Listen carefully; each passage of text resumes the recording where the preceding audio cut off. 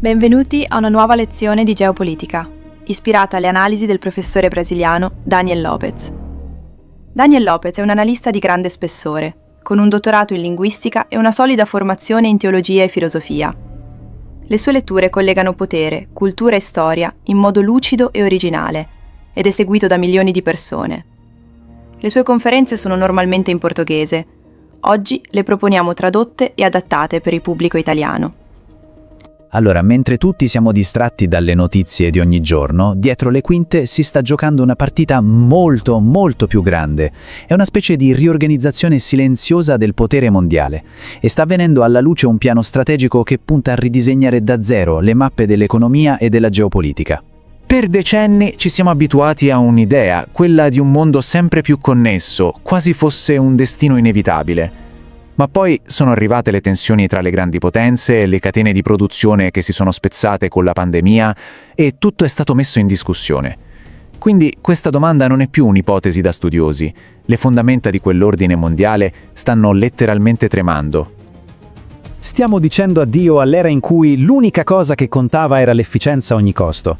Ora sta iniziando una fase completamente nuova, quella delle grandi sfere di influenza, dei blocchi autosufficienti.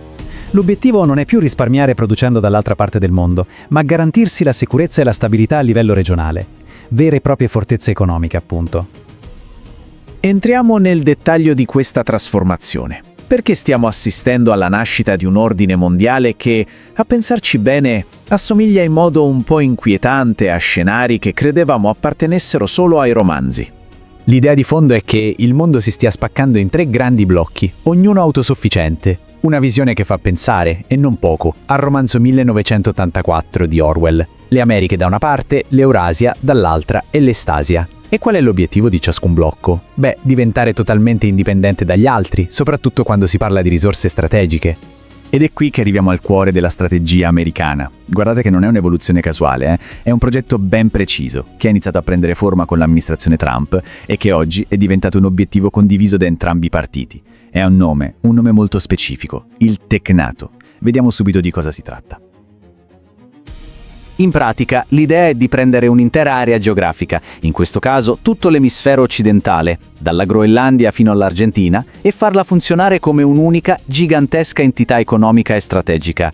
Lo scopo? Raggiungere la piena autosufficienza, per non dover più dipendere dalle catene di approvvigionamento che partono dall'Asia o dall'Europa. La logica dietro a questo piano è semplicissima, quasi brutale, e si basa su 3 passi fondamentali. Primo, prendi il controllo delle materie prime essenziali che si trovano dentro la tua sfera di influenza.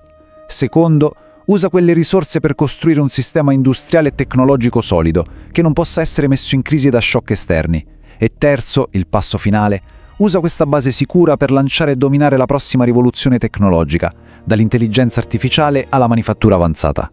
Ok, ma di quali risorse stiamo parlando? Che cos'è che è così importante da poter ridisegnare la mappa del potere mondiale? Non è il petrolio, non è l'oro come lo intendiamo di solito. Stiamo parlando di qualcosa di molto più decisivo per il nostro futuro. Eccolo qui, il vero tesoro dei nostri tempi, le terre rare. Un gruppo di 17 elementi chimici che sono di fatto le fondamenta su cui poggia quasi tutta la tecnologia moderna. E la regola del gioco è semplice. Chi controlla le terre rare controlla l'economia e la sicurezza del futuro. Punto. Pensiamoci un attimo. Non stiamo parlando di qualcosa di importante, stiamo parlando di qualcosa di vitale. Dagli smartphone che abbiamo tutti in tasca, ai sistemi di difesa più sofisticati come radar e missili, passando per l'intelligenza artificiale e le turbine per energia eolica. Tutto, ma proprio tutto, dipende da questi materiali. E qui salta fuori il problema, il vero nodo strategico. La Cina non si limita a estrarre queste terre rare, ma soprattutto le lavora, le raffina. Controlla circa il 90% di questo processo a livello mondiale.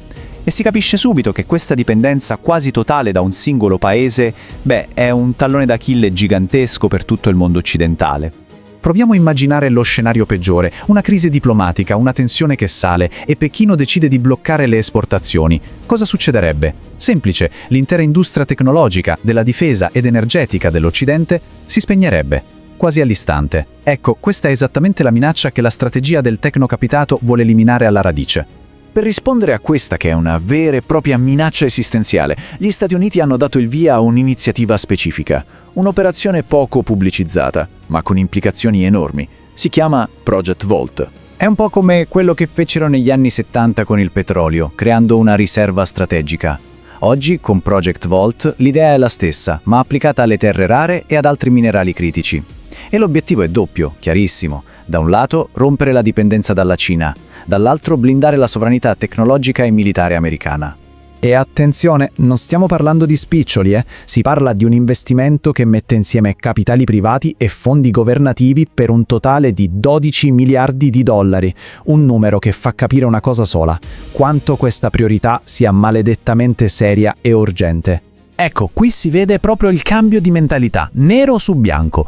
Stiamo passando da un modello, quello globale, che era pensato per essere super efficiente dal punto di vista dei costi, ma che si è rivelato incredibilmente fragile, a un modello regionale, quello del tecnato, costruito per essere resiliente e sicuro.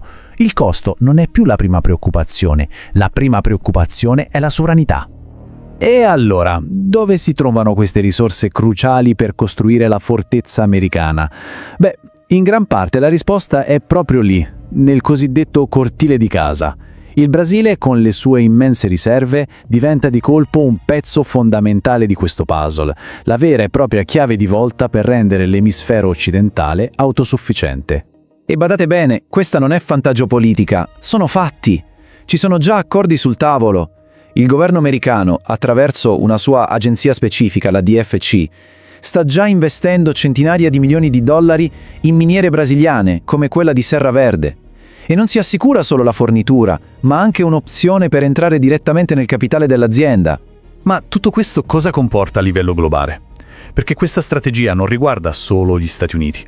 Sta riscrivendo le regole del gioco, sta ridisegnando le alleanze e sta creando nuove dinamiche di potere per tutti quanti. Per un paese come il Brasile la situazione è complicata, ha due facce.